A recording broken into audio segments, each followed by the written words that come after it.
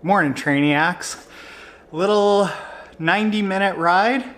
Only, 40 minutes total around race effort. 15-minute run, 5 minutes at the end at race effort. Getting back into it. Somebody said these spirulina drinks are like Tony Stark's. Was it Iron Man 2 drink that kept him alive?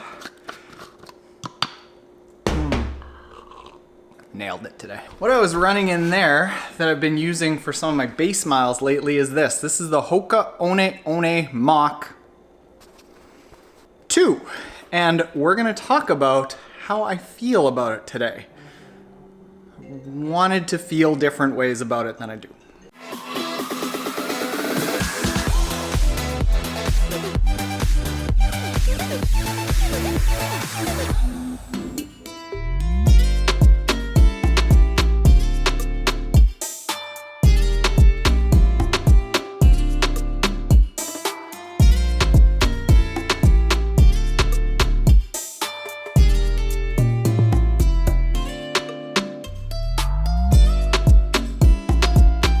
These are the Hoka One Mach 2s in a lovely grayish color. Not quite gray, not quite beige, grayish. They have a 5mm heel to toe drop with a 27mm heel and a 22mm forefoot.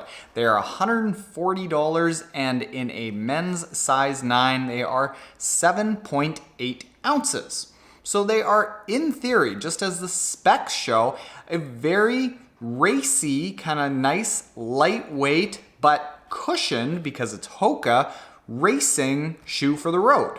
Now what Hoka says is this is a highly cushioned, lightweight running shoe with a super responsive ride, lightning fast and ready for racing.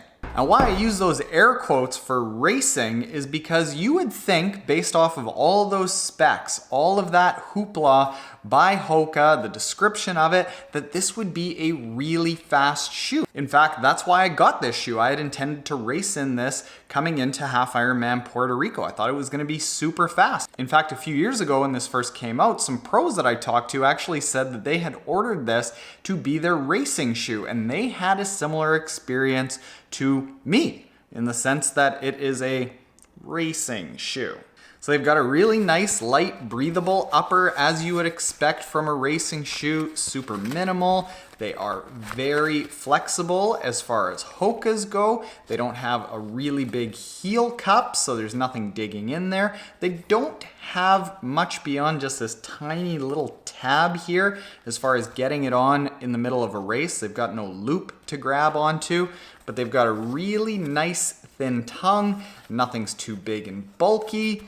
And these oddly long, skinny laces, which you can actually feel as you put them on and then run around in them, like they flop around. They've got an all foam outsole, whereas some of the other shoes,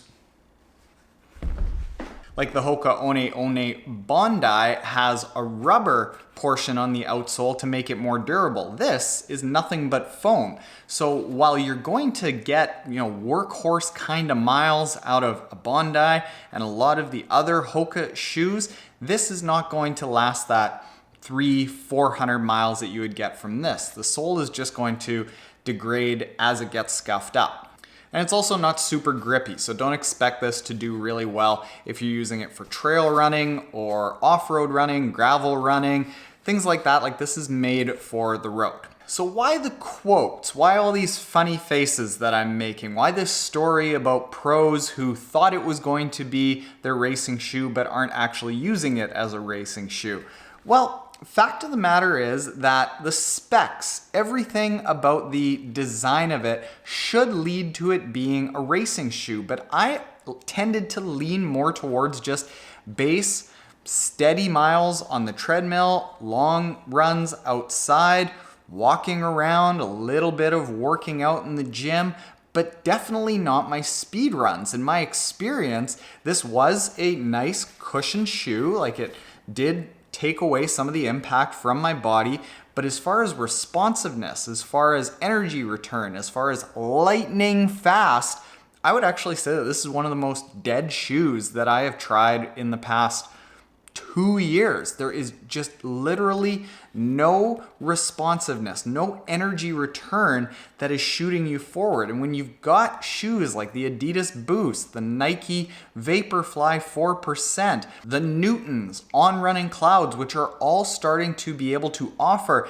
that feeling where after you land off the ground, you start toeing off, you get shot forward a little bit. That's sort of the new standard of racing shoe. So when we have this shoe that just has no energy return, in my experience, it's kind of a letdown when it comes to racing shoes. As a running shoe manufacturer, now you can't just take a bunch of weight out of a shoe, put a nice thin upper in it, make it nice and breathable, and say that it's a racing shoe anymore, because people have better options. One thing to note that might lead to this being just a little bit less responsive for me and not quite as drastic is that it fits quite large. This I ended up getting the shoe size that is my normal shoe size, and it has a ton of room all around the sides, all in the front. That tends to lead to a little bit less responsiveness, more flopping around. So it's probably not as bad as I'm saying, but it's certainly not as good as it could be. And if you are getting the shoe, probably go a half size down. So that leads to the question of who is the Hoka One One Mach for? Why would you consider getting this? Well, you might consider getting this because it's a decent all-around shoe. It's a shoe that you can wear on your long runs. It is going to provide a fair bit of cushioning with that nice Hoka sole that we've got, but it's also nice and light, so you can go out and do some speed work. So if you're the kind of person that only has one shoe, this is not a bad one to get.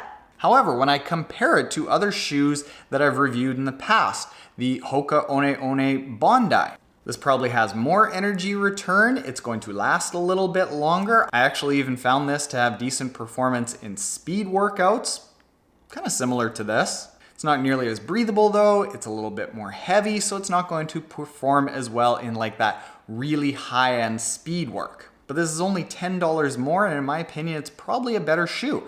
One of the only differences between the two is that this shoe here actually has a bit of a wider base than this shoe. So while this shoe I wore all around my travels in January, and like it kind of felt tippy a little bit because you're sitting really high up and the platform is fairly narrow. This I traveled in walking around in Half Ironman Puerto Rico, and I really liked it for that. And if you also want your running shoe to be your gym shoe, this is the shoe that pro triathlete Tim O'Donnell wore for a whole bunch of the pro triathlon training, strength training course. So like it's kind of like a decent all-arounder shoe, but it's not really good at any one thing. I want to really like this shoe. On paper, it's a great shoe. I just have kind of come to the point that I like shoes that are specialty shoes. Shoes for going long and taking a lot of the load off your body. Shoes for going fast and still having some cushion towards the end of a race, but being really aggressive. And this doesn't quite accomplish that. Now that said, there are some very good shoes out there, and what I would recommend is going to our pals at Tri Shop in Plano, Texas, who sent this out. And my boy Raul, who himself is an ultra distance runner, he actually likes this shoe a fair bit, and they're really good, solid people. And if you are a Team Trainiac member, you can get 10% off anything from Tri Shop out of Plano because they do online ordering all across the US. And the coupon code is in teamtrainiac.com. So thanks to Raul and Tri Shop for sending this out, letting me try them. I'm sorry I can't give them a better review. But those are the Hoka One One Mach 2. That's my review. If you like these shoe reviews and you aren't already subscribed, we're working hard to be able to do more shoe reviews over the course of the year. Apparently a lot of people like them, so hit the subscribe button below. Later, Trainiacs.